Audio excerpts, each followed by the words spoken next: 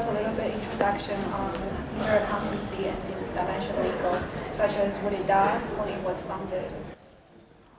Yeah. I founded Dimension Legal earlier this year. We are a boutique commercial and property law firm.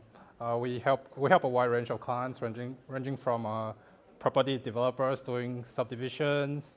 We help businesses buy, sell businesses, and even help mom and dads do their conveyancing, buy and sell their houses. Yeah. What about you, Jerry? Thank you. Hi, I'm Jerry from Leader Accountancy. I founded this accounting firm about 7 years ago. Kind of a coincidence because at that time I was working for a different company as an internal accountant. For the day-to-day role, I need to explain and translate the financial figure to my CFO or the director to make sure they understand how the business performance. And then a lot of my friends, they have an accountant and they start their own business. They always ask me a very simple question: where's my cash? What happened to my business? Why the bank didn't give me a loan? Things like that. Then I say, wow, it's such a simple question. Why your accountant didn't explain? Then I started helping them a little bit, just on the casual basis. It's pretty much free. And then the new trend started, pretty much the cloud-based accounting started at that time. First time we have a zero. That's about 8 years ago. I got a few consultants over here in Brisbane, and then I see that just pretty much no cost for me to start an accounting firm. After a few discussions with my family and my wife, and say, well, let's have a go. There's nothing to lose anyway. So I just, worst scenario, I have an annual leave, just started. So very lucky, we start after 1 year, we got a few clients. From one client, grew up to 30 clients. I will celebrate with my 30th client. Now we got a couple hundred client group. So I think I've been lucky on that way. Yeah. Very good. Thanks. So, well, as a people from Asian background, since a very small age, we've been brainwashed by our parents that in the future you should be a lawyer or accountant, because that's how you'll never lose your job. So is it like, can you describe what a day in your life looks like, what a work day actually looks like for a lawyer and accountant? For a work day in my life, it's quite straightforward. Wake up at 8:30. We get started at 8:30, and then it's just pretty full on. It's just clients, and then working on files, and at night when I have a chance, I'll come out and do some networking. Good. Yeah. Yeah, for me, my dad is running a business from 30, 40 years ago. He's the owner of the business. He never stopped working, pretty much 7 days a week. My idea for a lawyer is more like the suit on the yeah, yes, pretty much suit up and pretty cool. For accountant, no, not really. I thought just business person, more like deal with day-to-day work. I try to help, but yeah.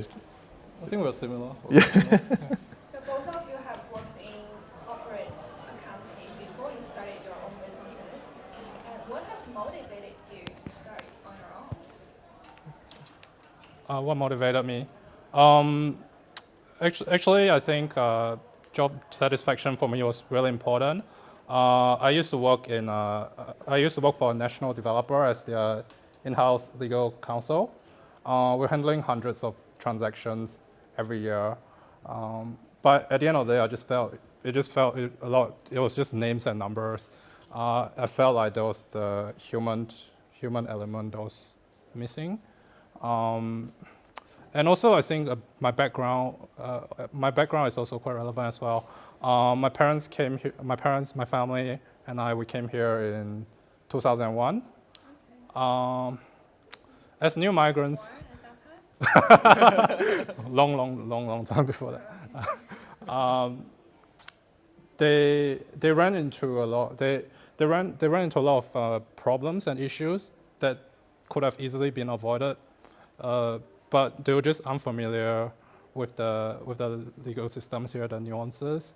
And when I came out to practice, I felt like being able to help clients like that, that gave me a great sense of satisfaction. Very good. Yeah, Yeah. and that's why I came out to do it this way. Yeah. And Jerry. Yeah, for me, my background is IT. My first degree is to study IT, the programming, that sort of thing. Before I come to Australia, I was in China in a university, but I studied for 2 years. But after 2 years, I think just the technology is so much more advanced than what been learned. So I better start something, learn something else before wasting too much time. Then I quit my uni, come here to start my uni again. But instead of study IT, I'll just say, maybe learn something different. Then I start to study marketing, and the first major, and then I took the first class which I understand because of my language barrier and everything, is accounting. So I think accounting is not bad. I can understand, so I talk to my tutor and my lecturer a lot. I just try to get a direction. What should I do in the future if I graduate?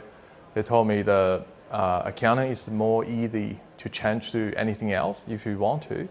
But if something else you want to study, accounting is quite different perspective. So to be safe, I study accounting. And then I start accounting. After that, I start learning into the number, reading into the number. I find that's a huge demand in the market for business owner to understand their numbers, and also the cloud technology, which really inspired me a lot because at the same time communication, once I've done something on the book, a client can see the number. I think that's something really interesting. I want to join that revolution. Yeah. So you both have a substantial portion of clients who are of Chinese background. This is $1 million question. So what is your key strategy to acquire Chinese clients? Our key strategy, I think, we focus on building good relationship. What you said just now, I think it's very important. Be down to earth and be a friend. Building the guanxi is important. Just doing good quality work and keeping the existing clients happy.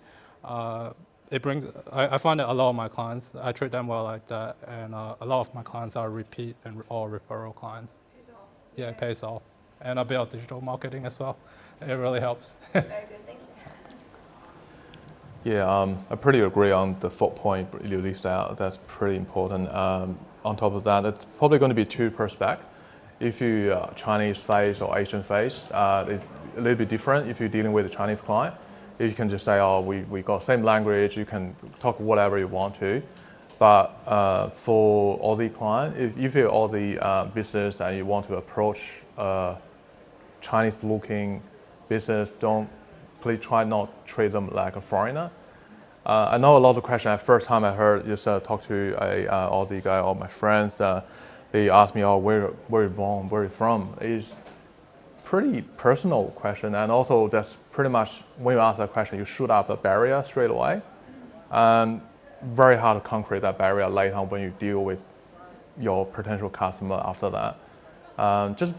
Just like normal, just talk something like a football. If you want to talk football, even I don't know really too much about it, but I can talk to football, soccer, something like that, like a friend, just normal friend. Be easy, just don't put up too much barrier, which you think it's going to be. Quite easy, just talk straight. I think much easier. So do you think there is a disadvantage for Australian local business owners to, enter the Chinese market and acquire Chinese clients compared to someone who has like a Chinese background? Not necessary, other than I think when the business, when you want to approach it, most of them like us, we've been here for a few years. We know how things going. It's probably going to be your potential good customer, which you want to engage with. Language normally, most of the time, won't be an issue. More like just be open, more like a personal touch. It's just like a normal business. Actually, sometimes I prefer to deal with all the just so straightforward. Just don't have to run too many circles or tell me how much I pay and why I pay that much. I find it easier to communicate. Maybe not really a barrier unless you put out one. Yeah. Yeah. Actually, I think I enjoy dealing with Chinese clients more. Just cause I like to. In the end, I become a friend with most of my clients. It's really rewarding at the end. Like I just call them up a few months later and ask, oh hey, how are you doing? Oh, actually, my business is doing great. I enjoy a great sense of satisfaction from that. But at the same time, it's maybe sometimes the boundary might be quite hard to set because maybe you can get quite close to them. Yeah. So this is a question for Jerry only. For client services, what are some of the questions that you are most commonly asked by a Chinese client? For very, very burning or very hard question or Like a common, like them as a group, the Chinese Yeah. clients as a group. Is there any particular questions asked by them that's very unique to the group? well, I think a lot of my clients, around 80% they are Chinese. They're new to here, so they ask for connection. They want to fit into the our community. Because they come to a new country, they bring out their whole life saving, their family, their children, even parents later on. They risk everything. They want to be certain they have done the right thing.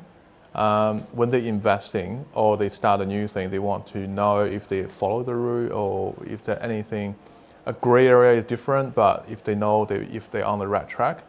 So most interesting or difficult question will be, what's the best lawyer you're going to deal with? Which banker should I open an account? What should I do in this situation? Or they try to find something to connect to because they don't have any previous knowledge in the new country. That's what I find. And with Zhao yourself, like when you're dealing with your clients, is there any difference between how you approach a Chinese client and how you approach a local Australian client? I think at the end of the day, there isn't really that much of a difference. It just depends on the requirements of each client and each matter. So a lot of Chinese clients they come here. The Chinese clients I have, they're very sophisticated. They come here. They have fun. Even if they just came here, they'll be quite well resourced, quite sophisticated. It's just trying to understand. I'll try and sit down with them and understand what they need, what do they want to achieve. Just in essence, just having a bird's eye view, just really try and understand what they want, and maybe for Aussie clients, maybe not that much. Yeah. And do we have any questions from the floor before I move on? Legal questions, accounting questions. Dial tax return. I have a question, Yeah. but it's this general question about this straightforward thing, because I find Chinese people very straightforward. Obviously, I'm missing something a little bit. You met the wrong lady. No. Just in general, I do actually. I played basketball with a lot of Chinese people, and I don't know. That's my experience. So I wonder if it's something else. It will depends on when. For me, I've been here for a year, but when I started from my first job, my manager frustrated. I couldn't give him a yes or no answer. Okay. I always say maybe. Have you sent out an email? Yes, maybe. Yeah. Have you sent out or not? Yes. Have you? No. So I just Chinese way will try to be polite and to be 100% confident, but give out actually a lot of miscommunication. Even we have a client got some legal issue with the manager because they are all the managing a farm for the business, and then a lot of conflict is because of that. Because one side saying, okay, we're going to do this, that's your compliment, no written contract or things like that. But at the end of the day, the Aussie is saying, oh, I take your word. You're saying this on this day, but you didn't deliver that to me. I'm going to sue you. Okay. So Yeah. what I'm hearing is that the sort of, if you're saying when you first arrived, that's how you were, but now you're not so much. So once you've learned the culture or how to be more straightforward, then you're quite straightforward. Is that sort of what you're suggesting? Better. Yeah. It's yeah. better, but not Okay. really 100%. We still got that thing. Interesting. Okay. Yeah. Thanks Yeah. for answering all this. Well, this is a blunt question for both of you. Do you think Chinese clients are more profitable in general than Australian local clients? Is it more profitable? There's not that much difference, to be honest. They invest. They are looking. They are eyeing the same product. If it's in the same field, they'll all be well resourced and quite sophisticated. Do you share the same view? Yeah, just probably one between we when we first met, we got the same problem with how we're going to charge hourly rate. Yeah. That never happened. Never happened. We say we charge by $200-300 an hour. I think what for? The Chinese client very hard to understand why we charge by hourly rate. They always look at how much value, how much problem you solve. So very good example is for us, we got a compliance job. We say our budget is about 10 hours to get this job done. That's the fee. We written on the engagement letter. If we over, very clearly in Chinese and English, if we run over time, we charge you more. But we never get that through. And when the client, we send it invoice by hourly rate, the client will say, why are you doing that? Why you were doing things slow and then cost me more? So that's very straight. And also question will be, okay, that's the value. We're going to solve the problem. We're going to restructure. That's a huge job. We're going to solve a lot of issues you currently have. Then 10 grand. Client is more than easy to happy to accept it. But if saying we do a restructuring, we maybe cost a week to do it. That's hourly rate. Then the client asks how much you're going to charge. Maybe 2,000, 5,000. Then that's probably you set the limit expectation. Maybe you charge a few $100 more, but that's it. If you say value, that's probably going to be more straightforward. Depends on the job, I guess. Yeah. I think I share that experience too, and not only with our Chinese clients, but with our Australian clients as well. You know, fundamentally, if you tell your client you're charging by hours, it's just not a very customer-centered approach to announce your pricing. You know, like as if your hours are billable, and if something is not done but your hours up, you have to charge more. And it's a very heavily competition-centered industry that we're in. If you mention that, which is a lot of digital marketing agencies do, they charge by hours. It just doesn't ring a very friendly bell, and then they would not regard your agency as someone who will look after their projects. No matter what happens, we will achieve the goal, rather than thinking, oh, I've given you 20 hours, but if you want more, put more hours on, give us more money, and then we will do it. So, especially with Chinese clients, definitely doesn't get through that Very message. hard. And with Australian clients too, I have this conversation with many agency owners here, and they're still doing this pricing on hours thing.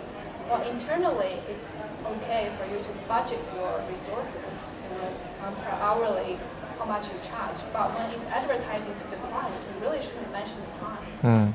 Agree. I found what you said about demonstrating the value to the clients very important.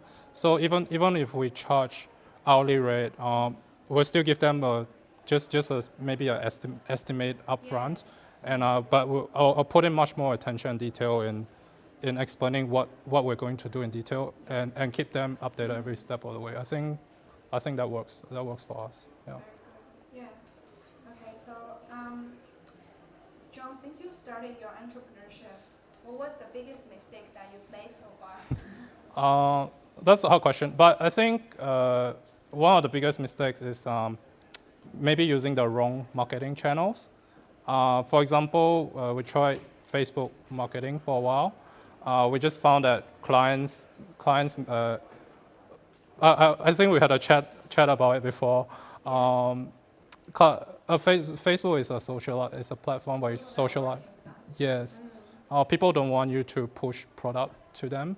Well, especially for your kind of product, it's a legal service. Yeah. Generally, it naturally has a somewhat negative association with it. It's like you wouldn't really go see a lawyer until you run into trouble, and you're already preaching a legal service to someone. So it doesn't come across as a very positive thing when they see that on their news feed.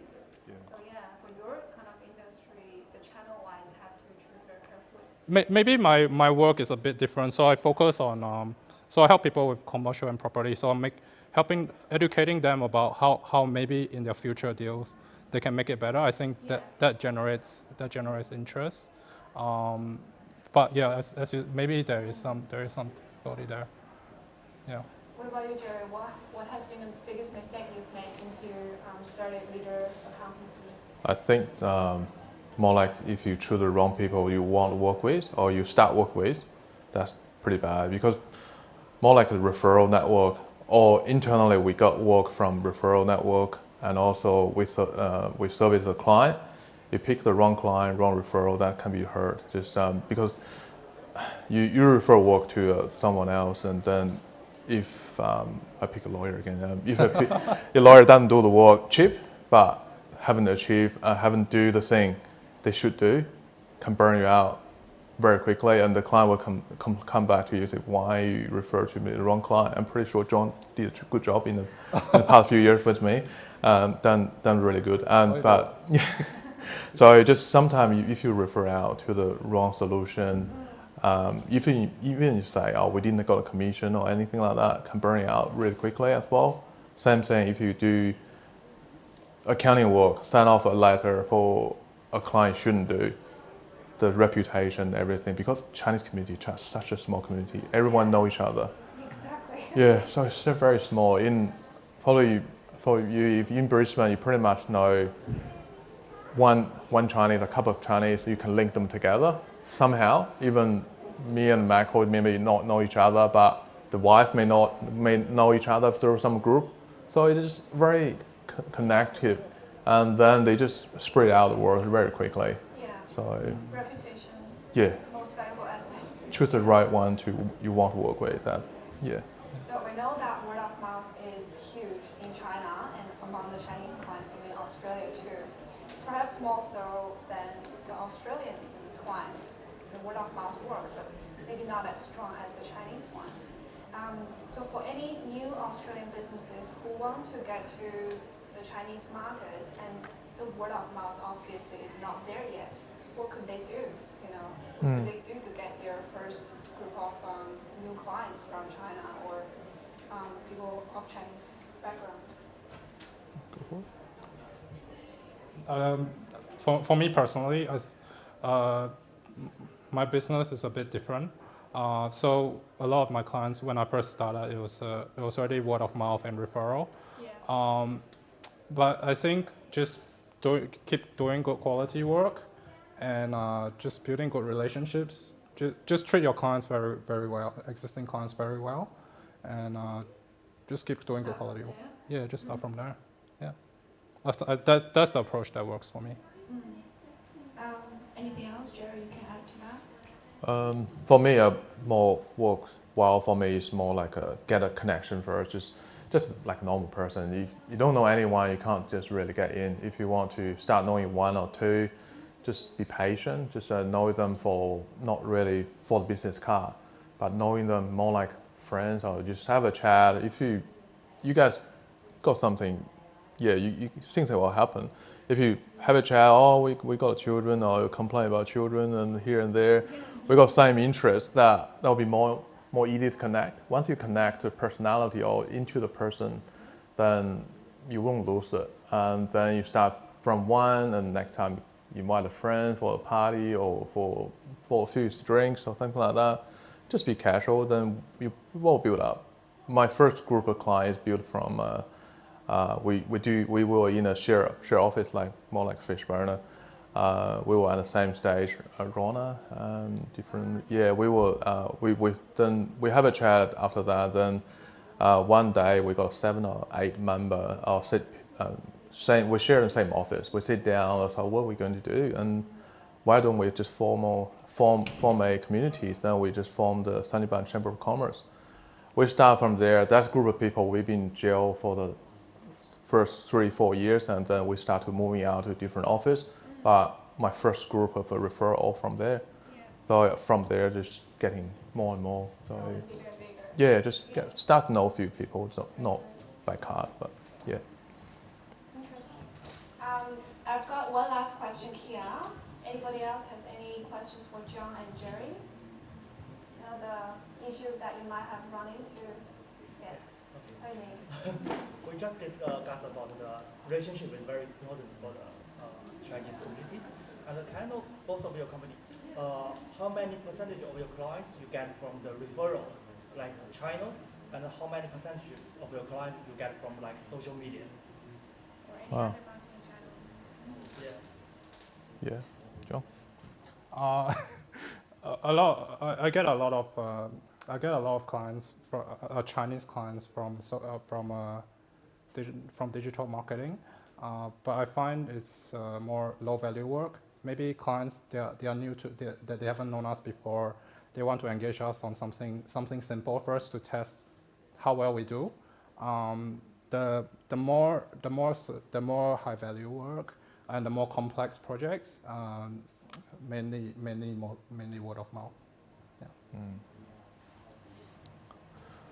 For me, I think at the moment still about 60% roughly about digital referral from referral network, which they know how things work, and pretty much they know when we receive the first email, phone call, we know how to reply, and they're confident for us to deal with. When the lead come in, they pretty much like very hot lead, pretty much the client ready on board, and they change over to ask for how much they're going to pay, roughly the pricing, and then we ask for what outcome they want to achieve.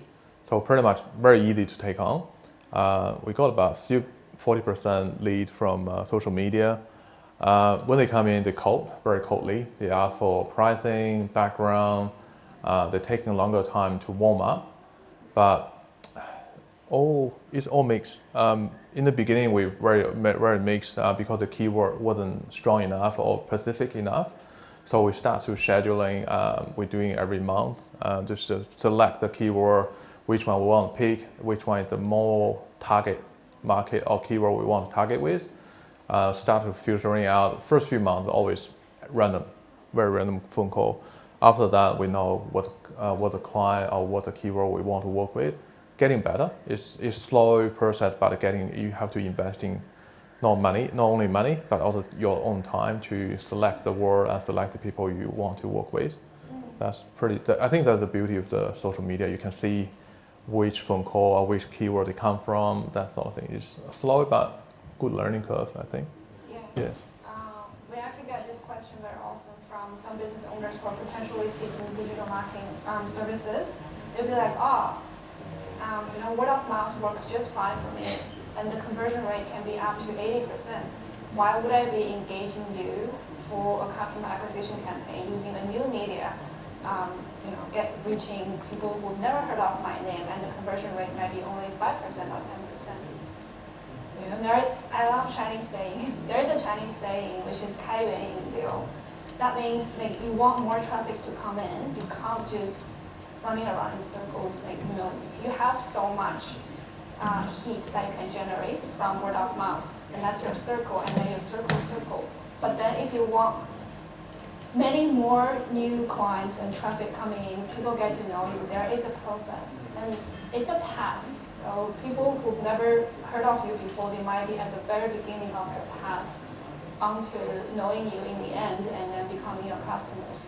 Referrals, instead, they take a shortcut in the middle and then they reach you, become a customer in the end too. You need to do both, because otherwise your pace of development is slow. Carrying and that's why Chinese wisdom sometimes play a very important role in doing businesses. questions? Okay, so my last question today for both of you is, based on your years of experience dealing with Chinese clients, what is your number one learning that you could share with business owners here who are currently serving or looking to have Chinese clients in the future?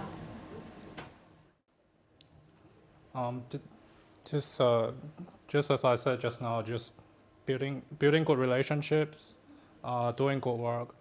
The client can see that you're demonstrating value for them, and that's how you start. That's how you start a relationship, and just build on that.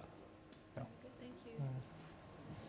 Well, for me, just how to say, just quite a few. But the first one is to set the expectation, and also I think just set the expectation, set the rule. If you don't want or you don't like something, straightforward. Let's say, I can't work with this. They sort of say, I really hated behavior like that. So just straightforward, to be yourself. Because if it doesn't work out, it just doesn't work out. But if later on, down the track, you've been working on for a few years, and the relationship has been break up because of something you don't want, and from the day one, you got burned. It's just more like hard to repair. Just then I think just once you're upfront, I think people understand. They'll work with it, make the relationship much easier. Be yourself. Just go straight. Yeah, I remember Jerry's presentation at our events last year. It's about choosing the right kind of client. Yeah, pick the one you want to work with. Yeah. Absolutely. Well, great. Well, thank you so much for your time today. Thanks, Lindsay. And it's a pleasure. Thank you, Lindsay.